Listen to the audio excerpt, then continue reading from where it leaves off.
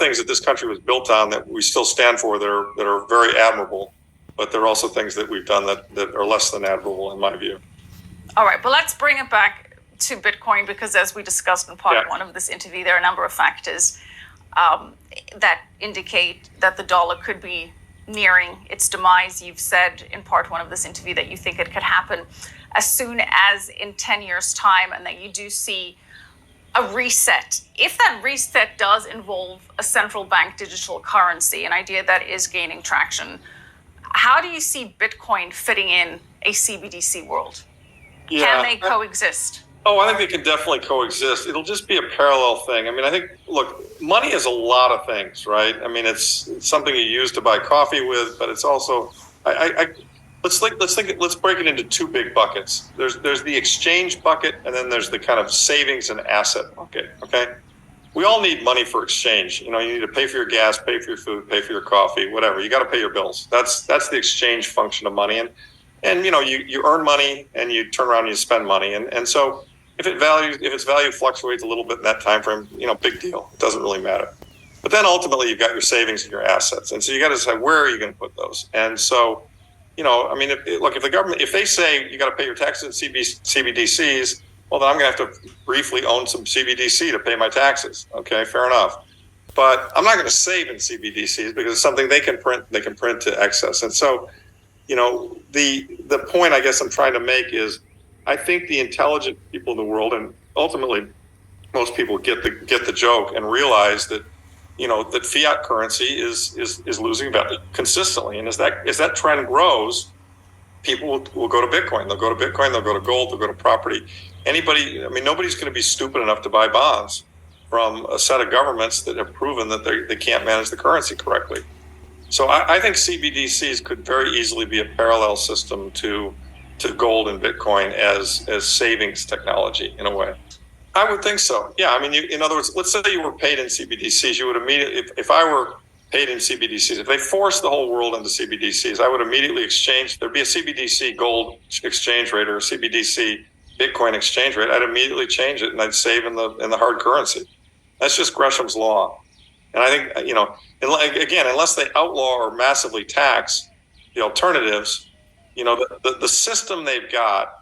And this is why they're trying to block the exits. This is why they don't want, the choke point came around as a result of the fact that they don't want people exiting their system, right? They don't want you to go to the safe haven of Bitcoin. They don't want you to go to the safe haven of gold. They shit on them every chance they get. And yet, we all know that we can't trust their currency to hold value because of the way they behave. And we know that for a fact, and that's only going to get worse. And really, the only thing, Michelle, that standing between us and hyperinflation is everybody coming to the conclusion that I've come to, which is that these currencies are doomed. And so, as a result of that, yeah, do I hold dollars? Of course, I hold dollars. I need to pay my bills. Right. But, everything every asset. I get paid a certain amount of money. I pay my bills. I have something left over. The leftover goes into gold or Bitcoin. Right. Well. All right. Listen to the question that she asked and his reply, and take a look at the charts and just catch a clue to the fact that by even watching this video, you are an early adopter, whether you own Bitcoin or not. Just putting yourself in a position to just listen to this information and see what's on your screen puts you in a position to be an early adopter. Listen to what's being said. One of the top performing assets year to date.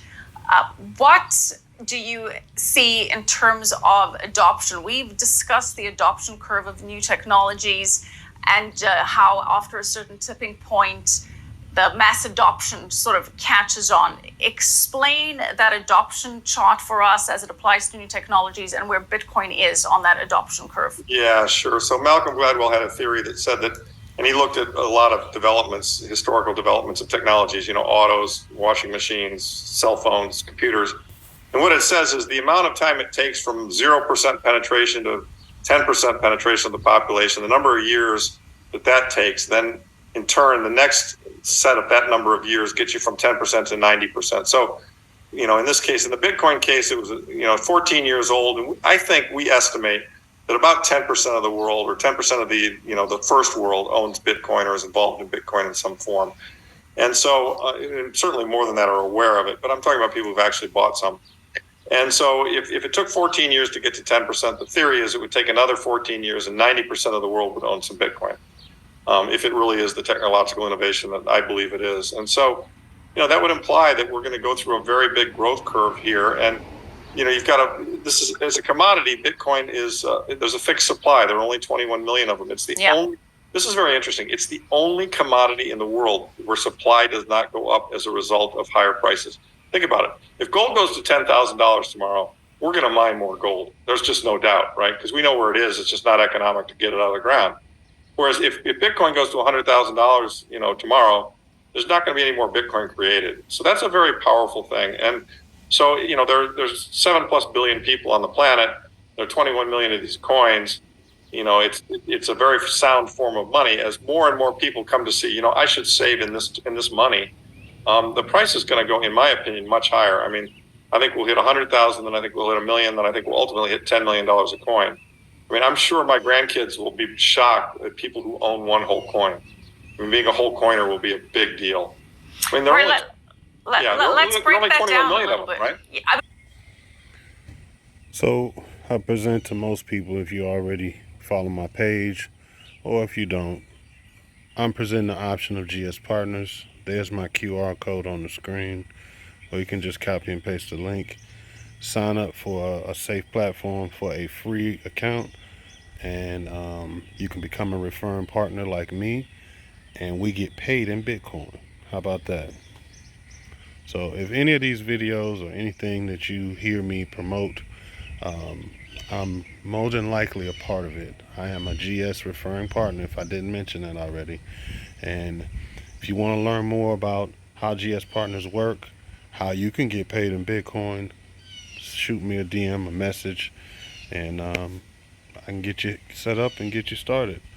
Follow me on TikTok at DUB62 and the word spread. Dub62 spread. Shout out to Sleep Money, Wealth Builders Worldwide, and Rest Easy Sensei, Dr. Ty Best. Rest in peace.